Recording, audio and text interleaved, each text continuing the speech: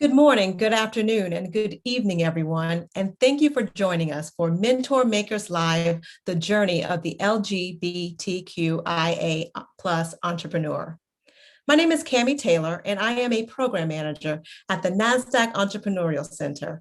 For those of you who may not know, the Nasdaq Center is a nonprofit dedicated to enabling entrepreneurs from all over the world realize their maximum potentials and grow.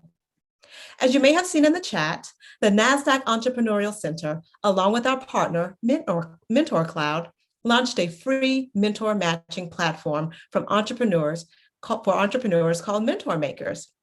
Create your own advisory board to guide and inspire you with in-the-moment mentorship from topic experts, professionals dedicated to providing exceptional mentorship to entrepreneurs across all races, industries, and geographies. Together, we will build the greatest exchange of knowledge and expertise in service to entrepreneurs in business today. Find or become a mentor today by using the link in the chat. Entrepreneurs are the dreamers, doers, visionaries who are not just solving the problems of our community and world, but those who will create a better future for us all. Mentorship matters to all entrepreneurs. Their success is dependent on it. We will open up for a live Q&A at the end of the event. Please submit your questions in the Q&A function at the bottom of your screen throughout the presentation.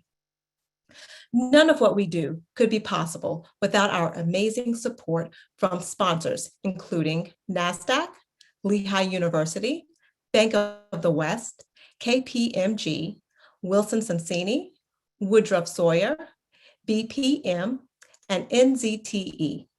We are humbled by their contributions. During these unique times, we are curious how sentiment is among the entrepreneurs we work with. We would like you to start by taking a poll to let us know how you're feeling about business right now.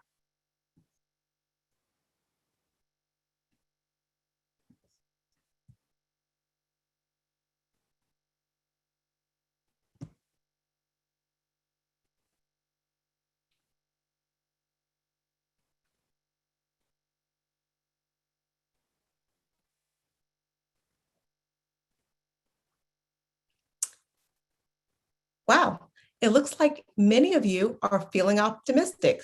That's great. And the next group are just surviving. Thank you. Without any further delay, please join me in giving a warm welcome to your host, Yasir, AVP of Corporate Platforms at Nasdaq, and our special guests, Andres, Executive Director at startup.org, and Juliette-Marie, CEO at Somerset. Passing it over to you, Yasir. Thanks, Cami. Hello, everyone. So let's go ahead and get started on our discussion today. So can each of you share a little bit about how your journey led to where you are working today? Maybe we can start with you, Juliette-Marie.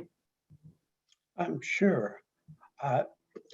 I landed on Wall Street about 30 years ago.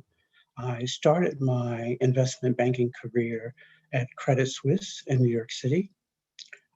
After my time at Credit Suisse, I had my own investment company specializing in the foreign exchange or Forex market.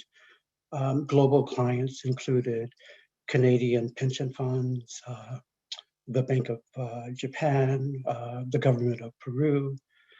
It was very exciting. And I, about 18 odd years ago, got married. My husband is a Silicon Valley executive and moved from New York City to the Bay Area.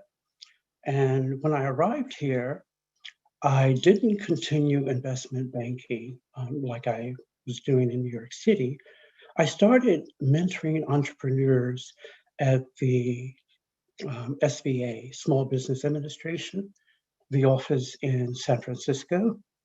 And I discovered that the entrepreneurs that I was mentoring at the time, 98% of them didn't know how they were going to fund their business venture.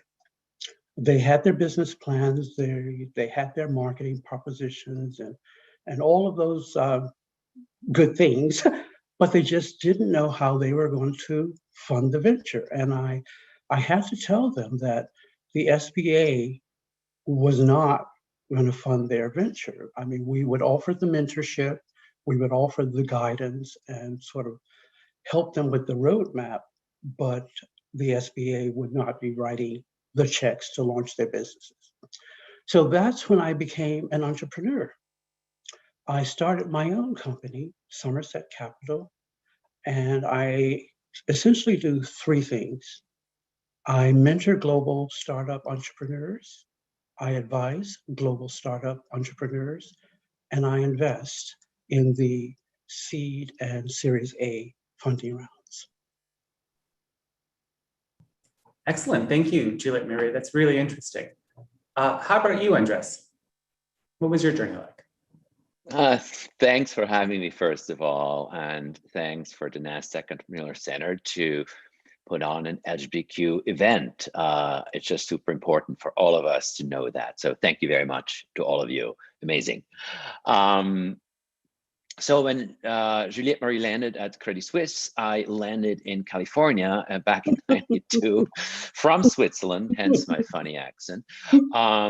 And it gets worse the more I drink, but I promise I haven't drunk just yet. It's just midday in New York here.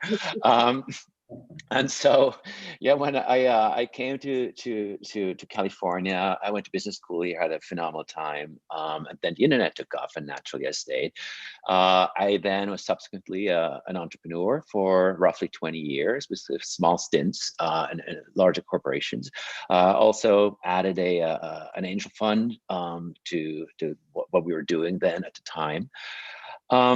And then in the teens, 2010s, I had an opportunity to actually teach clean tech entrepreneurship at Stanford and at the continuing studies program. So people were already ready to get going. And that was really the most amazing experience I've had. It took a ton of time to put a course together and teach it a couple of times, but it was amazing. I got so much more out of it than I think all my students did. But I caught the bug of supporting others. Is a form of mentorship, I guess, not a mentorship program, but it's still very, very similar. And that got me eventually to join Startout as the executive director. It was about 6 years ago. For those who don't know us, we are a nonprofit as well to support the LGBTQ entrepreneurs. So our mission is to increase the number, the diversity, and the impact of LGBTQ entrepreneurs, and then amplify their stories to drive the economic empowerment of our community. So very similar in many ways in terms of what we're trying to do, support entrepreneurs. And I'm thrilled to be on this call and share some of the experiences, my own as well as our members, of course. Excellent, thank you. So I'm seeing a consistency here of New York and California in your stories. So given that we're talking about mentorship, why is mentorship important to you? And we can start with you, Andres. And specifically, how has a mentor shaped your career and life path?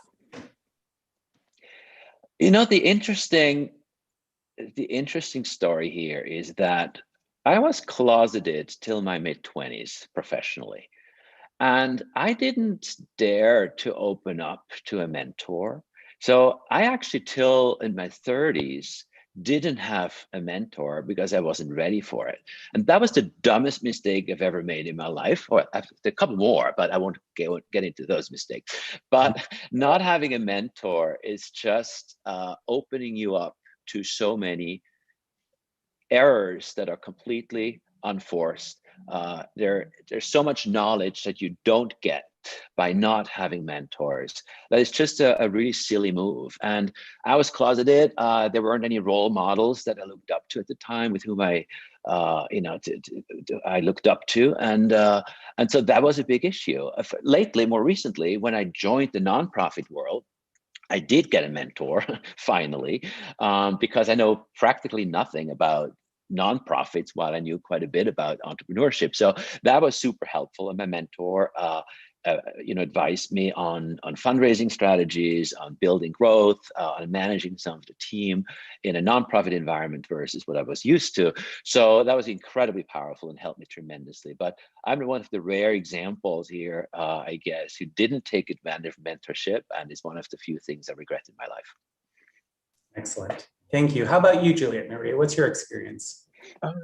My experience goes back quite deep, because in investment banking, especially on Wall Street, you automatically are given mentors, and especially at Credit Suisse, because it's a global brand, and when you're an executive, you are an ambassador for Credit Suisse, so you're part of the brand.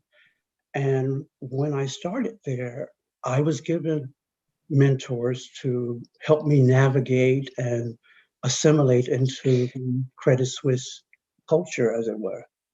So I've always had professional mentors, which is why now, later in life, people are saying, well, Juliette-Marie, you're a mentor at the Nasdaq Entrepreneurial Center. You're advising social impact entrepreneurs in Stockholm at the Northskin Foundation, and you're mentoring entrepreneurs in Crypto Valley, which is right outside of Zurich. And why are you always mentoring and advising? I'm doing it because that's what people did to me. And it's my way of giving back. I really wouldn't be the person I am today professionally and personally if I hadn't had these marvelous mentors. That's wonderful. It's nice to see it kind of come back full circle. Thank you. So just shifting gears here a little bit now, celebrating wins, right? Even small ones is important as a founder. So maybe Juliette-Marie, we'll start with you. How do you celebrate them, those small wins? Oh gosh, it depends. Sometimes it's, quiet celebration, and sometimes it's, it's a big party. How about you, Andres? I just want to first mention how insanely important it is for your team, for your supporters, for your own well-being to celebrate those. We all know that entrepreneurship is a marathon, not a sprint. You've heard it 1,000 times, but it also means to step back and celebrate. So you're never there as an entrepreneur. You always see thousands of additional things that need to be done. And so, but if you don't take time, appreciate a little bit what you've done, little time out, little intermediate steps, big wins, small wins. If you don't celebrate those, then you have a miserable life, and you might not even keep your people, your advisors, your mentors, you got to have some positive spirit here. And celebrating, however you do that, whether you just go out for a long swim or whether you party till the early hours, whatever is what you do, make it public. Celebrate as much as you can, because they're worth it. You deserve to be recognized, and recognize yourself for the small wins that eventually, all add up to a big win. Excellent, thank you. So everyone, take a note. Celebrate small wins. It's important. So you were talking about entrepreneurship, Andres. So how has Lgbtqia plus entrepreneurship changed in the last 5 years, in your opinion? So it's a great question, and to start, there's not enough data out there, and that is one of the issues. So we've actually started, we've launched an index to measure how what the impact is of LGBTQ entrepreneurs and what they could be with equal access to resources. So that's something that you can see on our website. We see, so there's a number of things. There's pre-pandemic and pandemic, right? Pre-pandemic, you saw a lot of changes, a lot of positive improvements, a lot of willingness, especially in the major metropolitan areas, to to look at opportunities coming from non-typical entrepreneurs. So that has happened quite a bit.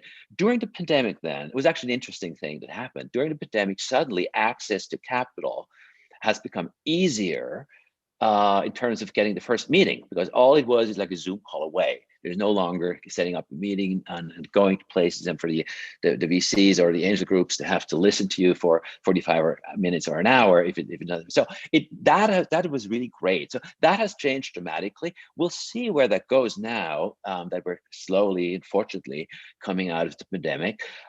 Overall, I think there's an increased willingness and readiness to recognize the opportunities with our entrepreneurs.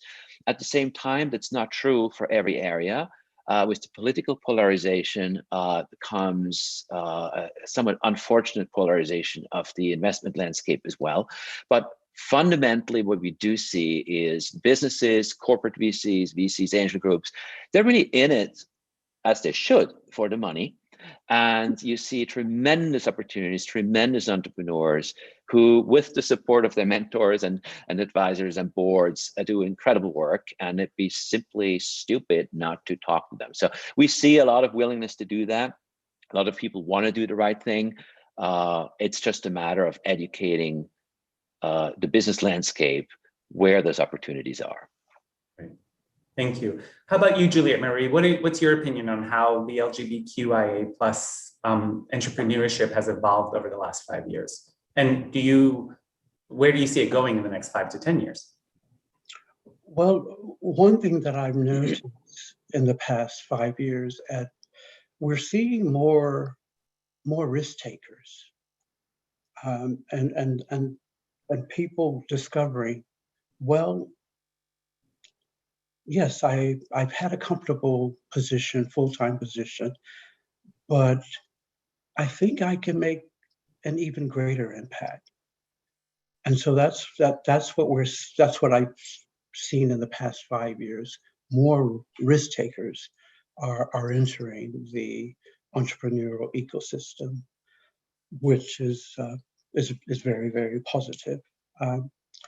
Going forward, I think we will see more female and underrepresented entrepreneurs, ringing that Nasdaq bell and having global impact with technology and innovation. Great, thank you. So what's been, going back to some more personal questions, so what's been your greatest challenge as an LGBTQIA entrepreneur? And what did you learn from those challenges? How has it impacted your business? So Juliette-Marie, you want to take that first? Greatest challenge. Greatest challenge. Oh, gosh. Taking the risk. I really would say that because, for the majority of my professional life, I had the great security and the great comfort of investment careers and positions, and it's very challenging and difficult to walk away from certainty and security. And I think initially when I did launch and walk away from it all and create an entrepreneurial venture, there was a transition from, well, I don't have to do things like I've been doing for decades. All of a sudden, I really could define the day and the projects and the activity. So the challenge for me, the greatest challenge was being a risk taker. Yeah, I can see that. How about you, Andres? Biggest challenge as an entrepreneur, LGBTQIA plus entrepreneur? So very much in line with Juliette-Marie, actually. The biggest challenge is well, I can speak for everyone, but certainly for myself, are core entrepreneurial challenges. Being out, being who you are, being your authentic self at work, that's all very, very important. But the fundamental challenge remains, and I know we have a lot of aspiring entrepreneurs in the audience, is, when are you ready to make the jump and take the risk? And there's basically no going back. So as an entrepreneur, you can't rely on statistics. You only have limited experience. Hopefully you have some experience in the market or in the industry you're in. But by the time the stats come out, you're late, right? So you just, but the nature of entrepreneurship is such that you have to make life-changing decisions with extremely limited information. And that's happening again and again and again every single day. But certainly when you make the jump and say, no, I'm doing this full time. So this by far the biggest challenge. Is this an opportunity that I'm considering? Is the opportunity one that I really should pursue? As an example, I started a smart grid company back in 2004, called BPL Global.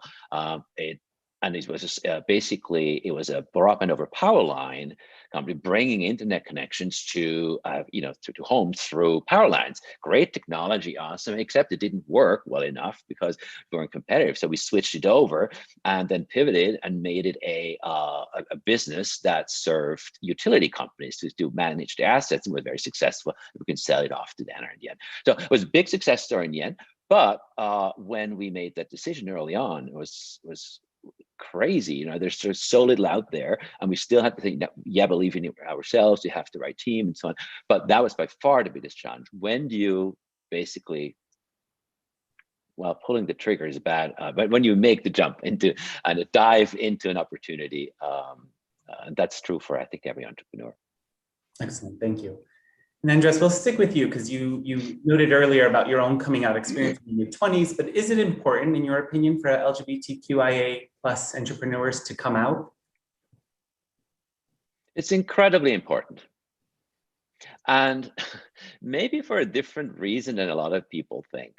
In the end, with all what people want from you as an entrepreneur is success. The investors want a return, a fantastic return on the money. Your clients want a top-notch product at the right price, and so on. They don't care most of the times whether you're brown or black or white or LGBTQ or not, or within LGBTQ, whether L or Q or I. They just don't care. And so some might disregard them. That's my advice. But the ones who don't, just when you focus on your offering, on your business, on your value proposition, product market fit, all the wonderful buzzwords that are super important, that's incredibly hard. And doing that while you're still and also holding a secret that holds you back, it's just a double, triple, quadruple challenge that is, pretty much self-imposed for good reason at times, and depending on location. So I'm not blaming anyone, but not being able to fully focus all your energy on the hard task of starting and growing a business, that's just insane. And so it's incredibly important for that reason, in my opinion, and less so about whether people perceive you as one or the other. Excellent, thank you. How about you, Juliette-Marie? What's your advice there? My advice is always to be your authentic self, and it's terribly unsettling for some people to not be out. I remember when I first arrived to San Francisco Bay Area, and I was mentoring the entrepreneurs at the SBA in San Francisco. And there was one LGBTQ+ entrepreneur that I was mentoring. And when we would schedule the appointments for her mentoring session, it was interesting how she would do it. she said, we have to do them on the days when I can be a woman. And, you know, I had to sit with that. What she was saying to me was, I can't be a woman every day. Well, thank you. So going back to some more kind of like personal experiences that you've had. So thinking back, and we'll start with you, Julia, Marie, if you don't mind, thinking back to when you initially started in a business, what do you know now that you wish you had known? Maybe two things.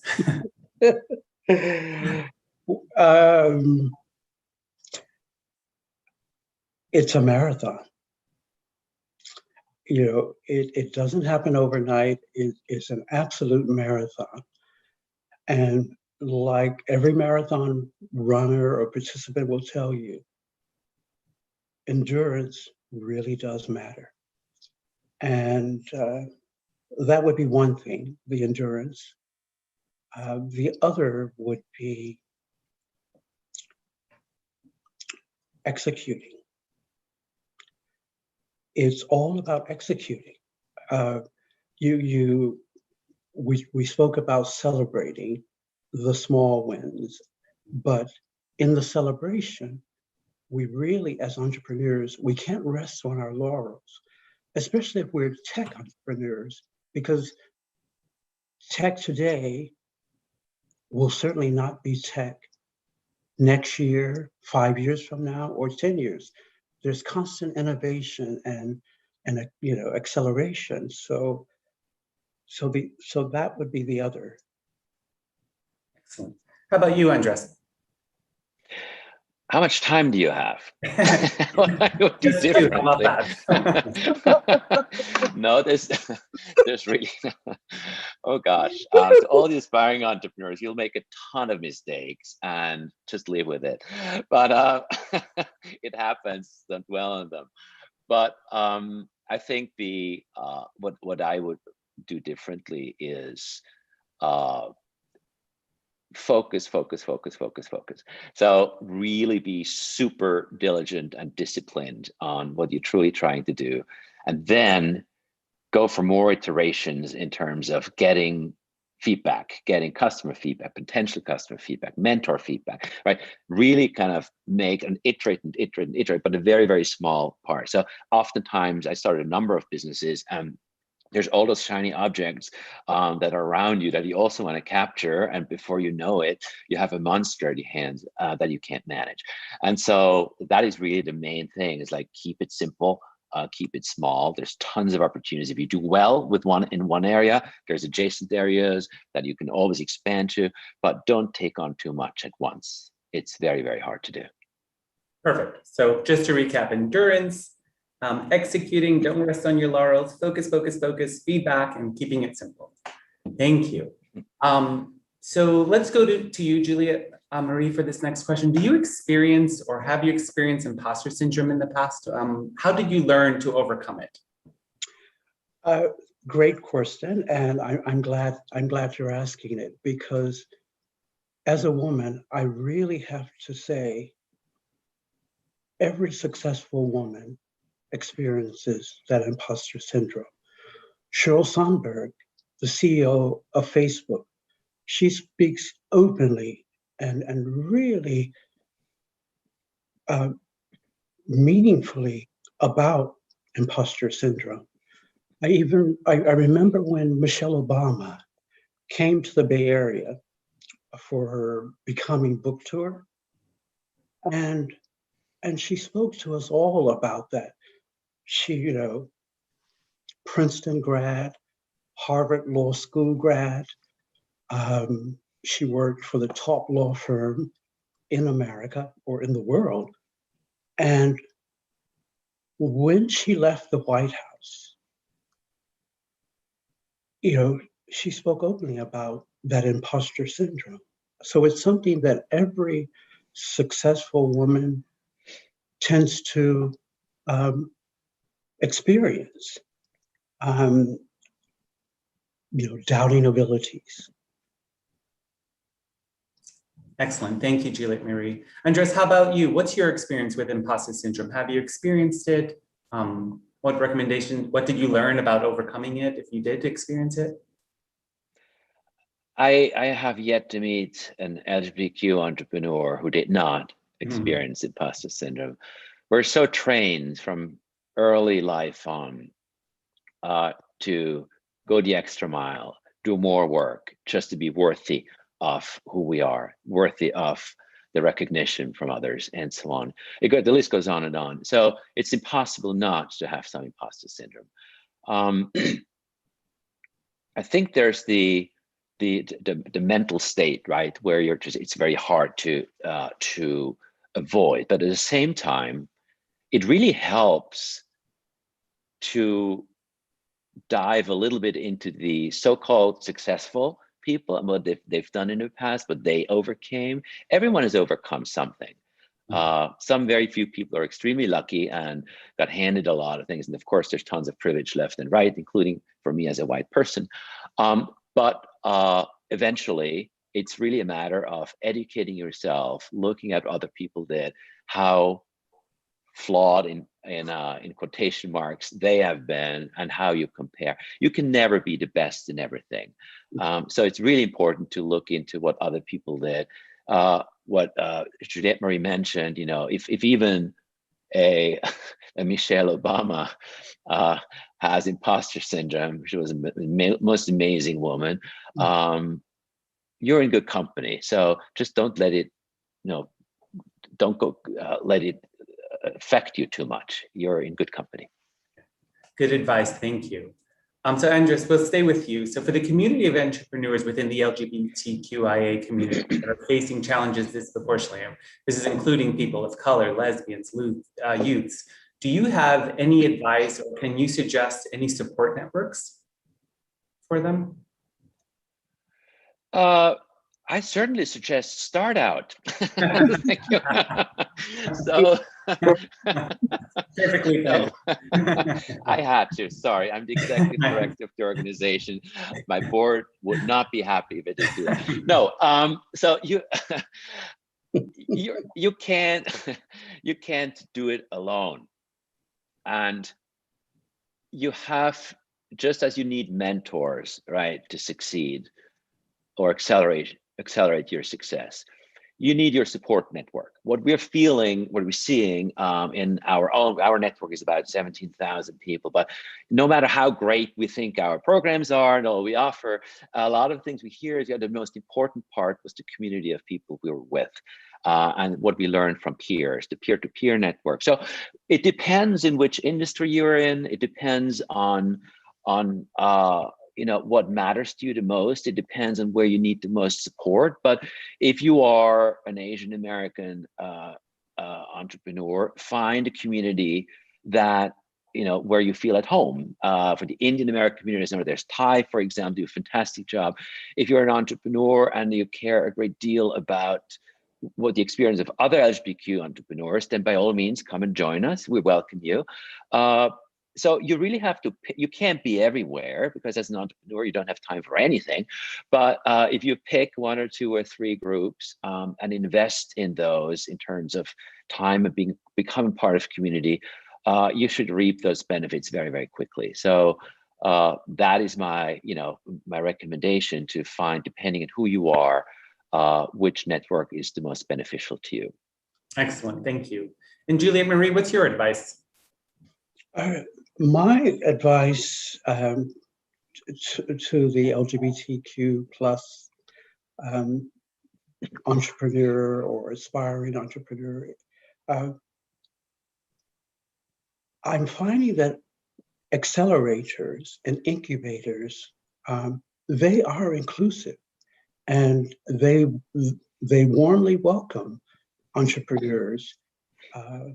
And so I wholeheartedly encourage entrepreneurs in our community to apply to Y Combinator, become a part of that extraordinary network of resources and deep expertise in entrepreneurship.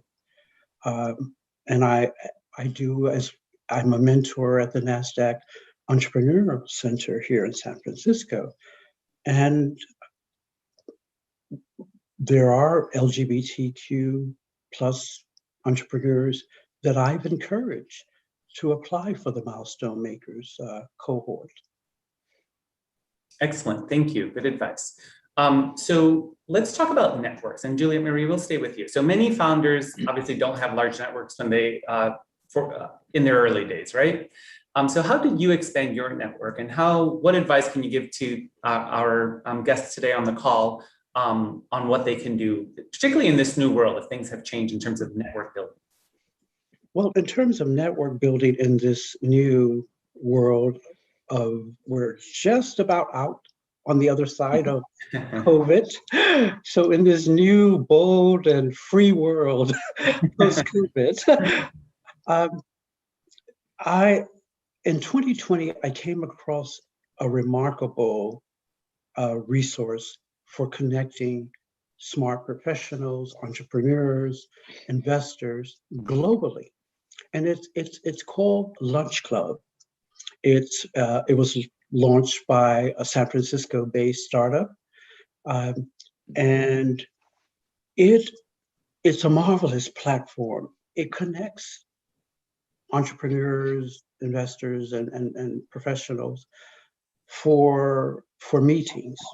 Of course, given COVID, and they're virtual meetings, but prior to COVID, they were actual in-person meetings. And so you meet for 45 minutes or an hour, and it's an opportunity to really get to know this professional and to see if there are opportunities for collaboration. Some entrepreneurs have found their co-founders on there. Some teams have found their CTOs or their developers. It really is an extraordinary platform, Lunch Club, and so that's something I encourage people to explore. Thank you. How about you, Andres? What advice do you have on kind of network building, particularly in this new world? Pick something you like. So, and stick with it.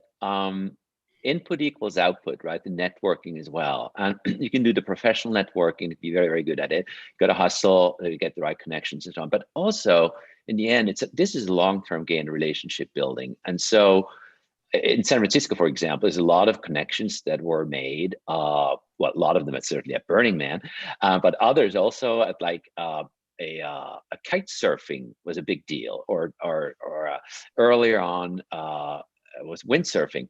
And so if there's some sport you like that you can, or a running club or a bike club, whatever it is, pick something you really like and you enjoy, because you're much easier to network with and to get help if people like you. If you're too focused on just the networking part, you have to do it, and there's places to do that.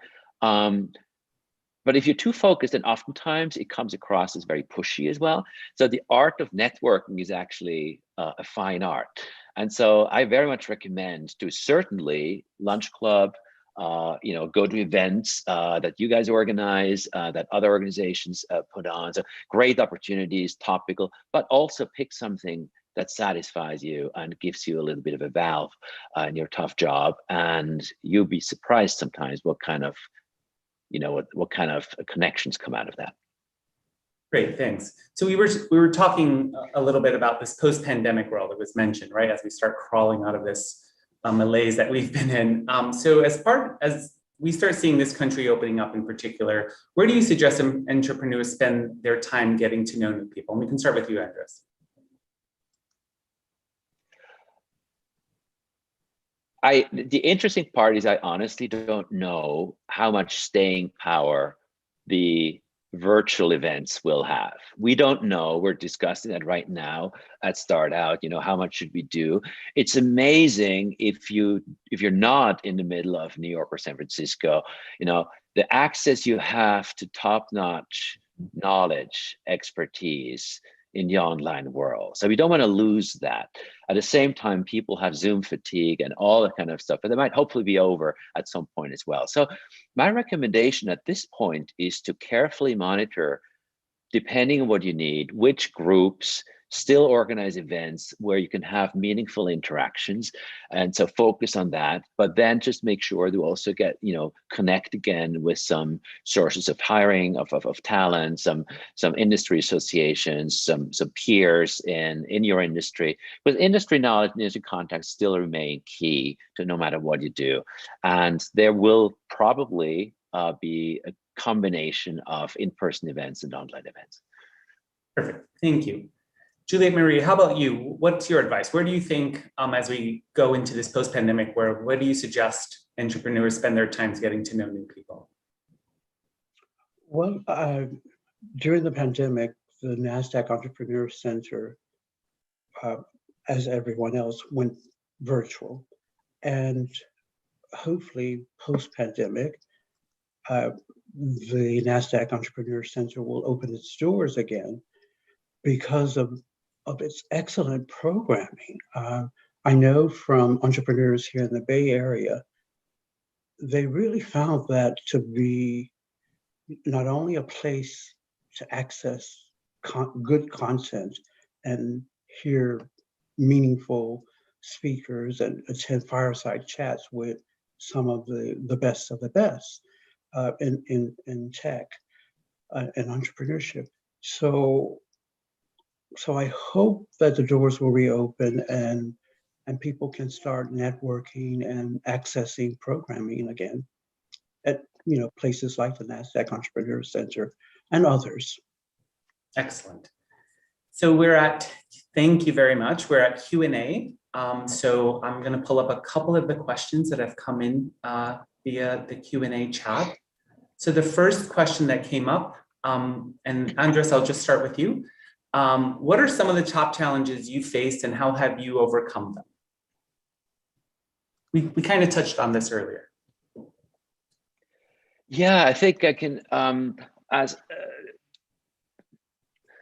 the top challenges were, as I mentioned, focusing at finding the right talent, finding the right advisors, and finding the right mentors. And I mentioned early on in my introduction that I made the really silly mistake not seeking out mentors early on.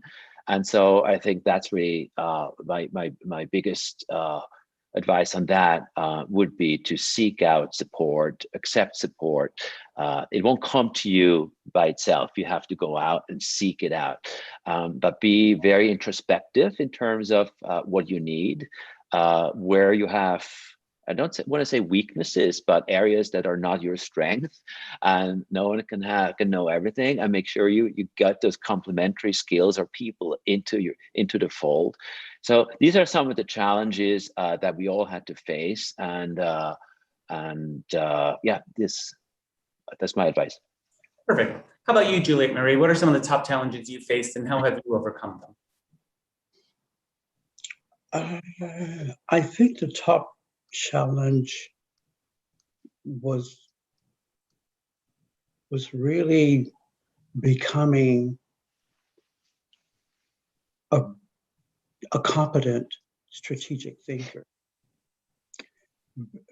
because when you're not an entrepreneur and you're with a corporation or organization, the roadmap is pretty clear how you're going to operate in that workplace space.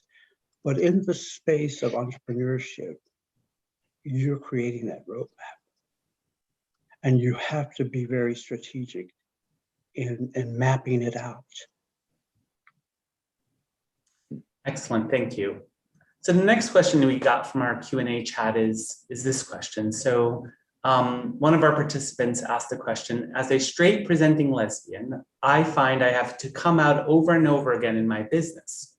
Do you have any advice on how to be more out on a day-to-day basis for LGBTQ plus entrepreneurs who are not visible? So Juliette-Marie, you want to take that question first? Thanks.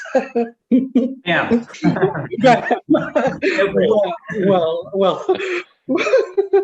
Well, I think representation really matters. So although the person who asked the question may feel that if you look at her, you would know that she's a lesbian. But I think it's more than the look. It's the commitment and conviction to diversity and inclusion. And I think that should be the North Star of an LGBTQ plus entrepreneur or professional. So well said, thank you. Andres, how about you? Any advice to give to this participant? Well, I love Juliette-Marie's answer. So I couldn't say as eloquently as she just did. But the truth is, yes, you are coming out every single meeting, every single day. My advice is a little different or similar to the North Star, but you are, and I'm saying that to our members all the time, you are an activist for our cause by being successful. And so, as I mentioned earlier, what most business partners eventually want is for you to make the money, give them the right product, and so on. So yes, you want to be your authentic self, but it's also important that you just focus on what's in it for them and whatever the contact is. And then you would hope, right, that when the opportunity presents itself to talk about your partner or your significant other or your wife or whatever it is, that this is just a non-issue. If it is an issue, well, then it's a little more complicated, and it might ruin a business relationship. It's very possible, but eventually, and that's my experience, at least, and the experience that we're seeing with a lot of our entrepreneurs, is eventually, if you provide a great product at the right price or the right relationship, that is a good lead in. And of course, as the relationship develops, it's getting more complicated. But there's no way around coming out again and again and again. But each time you're inching a little closer and helping the cause.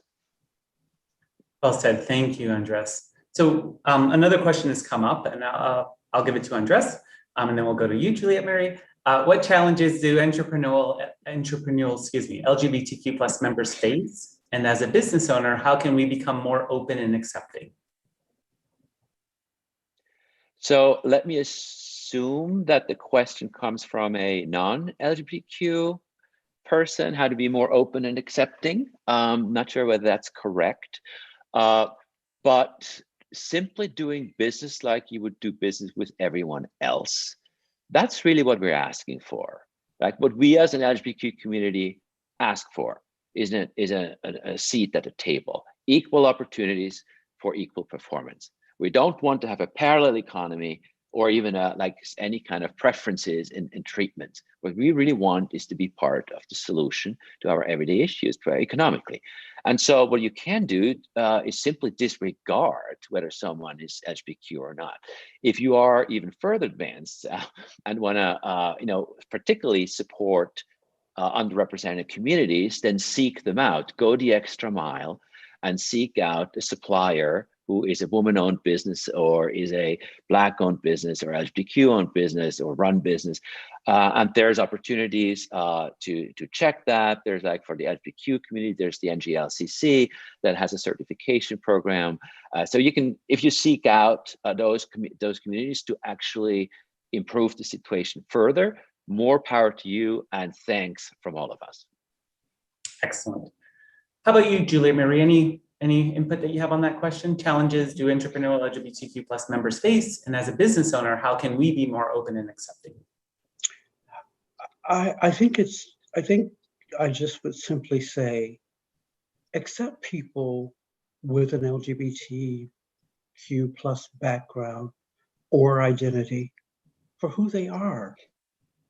Not only because it's a human right, but also because it benefits business performance and it benefits business relationships.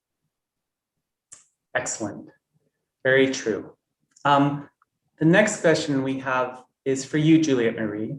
Can you tell us about your work with startups in Silicon Valley? Yes.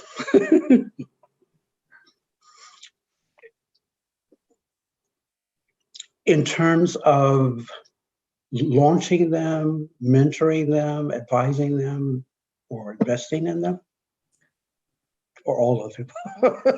If you can do it briefly for all of them, that would be amazing. The question didn't specify. So whatever you're most comfortable giving answer, I'm sure it'll be very insightful. Again, as a mentor, advisor, and investor, I really don't put the entrepreneurs in a box. When I'm on the journey with them, I'm on the journey with them as an entrepreneur, full stop. Excellent. Thank you. So the next question we have coming through Q&A is this one. When I was in the closet, VC and angels offered more capital. Now we are profitable and I am out, and I feel A, that the offer is not equal to, and I was identifying as male, and B, that the conversation now spends too much time on my gender, identity, sexuality. Thoughts? So Andres, if you'd like to answer that question first, or input. First of all, sadly, Jeffrey's right. There's a big discrepancy between male and female founders, how much money they get on average, what the median is, and so on. There's tons of research, and we've published some ourselves back in 2016. Big difference, and that's unfortunate. The second part is VCs are, especially VCs, but also angel groups, they are really intent on improving their own diversity, both in their own ranks and in terms of portfolio companies. So there's an active drive going on as we speak to improve the situation. That may not what Jeffrey has experienced, but that is happening, and we see that we're supporting them on a daily basis as well. The last part, though, is you might spend more time with your investors than with your partner for a while. And so when you're growing fast, and you better find the right fit. So there's the right capital and the wrong capital for you. And that includes the interactions with you as a person. And if it's not the right fit, as hard as it is, you got to say no. So I wish you luck, Jeffrey, in finding the right fit. And if you're Lgbtq, we're happy to help as well. So contact us, and that's true for everyone else. But money is not money doesn't equal money. You really need more than money when you're raising capital, and that's the right connections, the right interactions, and the respect you deserve as an entrepreneur. Perfect. Thank you, Andres. So that wraps up our Q&A. So before we wrap up, any final words for the attendees joining us today? I'll give it to you, Juliette-Marie. Any final words for our attendees? Since we're talking about mentorship, I would like to say to our attendees, mentoring is a two-way opportunity. It's not only an opportunity for you as an entrepreneur or an aspiring entrepreneur to connect with an experienced mentor or someone who has expertise to guide you. It's a two-way opportunity. And I can tell you from my years of experience as a mentor, I've gained so much because it's a privilege to be on that journey with the entrepreneurs. So it really is a two-way opportunity. Thank you. And Andres, any final comments for our participants today? Any final thoughts to share? Juliette-Marie just stole my thoughts. I want to. Oh my gosh! I can own that. That's funny. No, I want to just add to that. a lot of people don't think they can be mentors because they're not accomplished enough. And the final thought is, yeah, if you need support, by all means seek a mentor, but don't forget what Juliette-Marie just said, how rewarding it is to be a mentor, and everyone has something to offer. And it's a matter of, just having the right match. Maybe it takes a little while to get that match, but everyone has some expertise that is tremendously valuable to someone else who has other great qualities. So don't ever assume that not because you're not senior enough or whatever it might be, that you couldn't be a fantastic mentor. Giving back is so incredibly rewarding. You get much more out of it in the end than the mentee does, or at least that's how it feels. They both should feel that way, by the way. So by all means, offer your services as a mentor as well. It's totally worth it. Excellent. Thank you. Thank you so much, Juliette-Marie and Andres, for joining our discussion today. Cami, over to you. Thank you. Thank you so much for taking the time to speak to the community, share your insights, and such a great overview. On behalf of the Nasdaq Entrepreneurial Center and everyone in attendance today, we sincerely appreciate you for joining us. To all of you watching online, we would love for you to join us for our upcoming webinars. On Tuesday, June 22nd, we have Trust Yourself with Melody, and Wednesday, June 23rd, Product Market Fit with Pavan. We look forward to seeing you all back online with us soon.